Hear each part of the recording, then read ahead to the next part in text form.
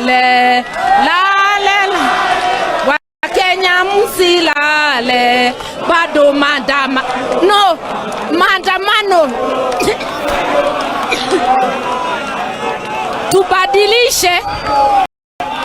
Tubadilishe tuibe bado maandamano, bado maandamano, bado maandamano,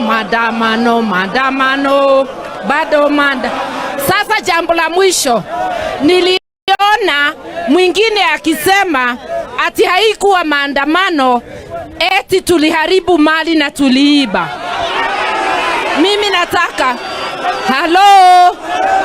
Mimi nataka kukuambia wananchi walikuwa na amani mpaka polisi wakaleta fujo. Ni kweli au si kweli?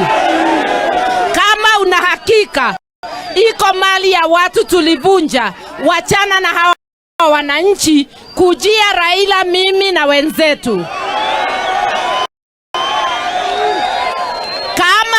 Kama hautatukujia, wewe funga domo, uache kudanganya watu.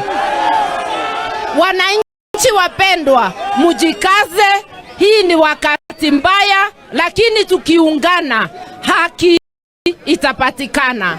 Asanteni sana.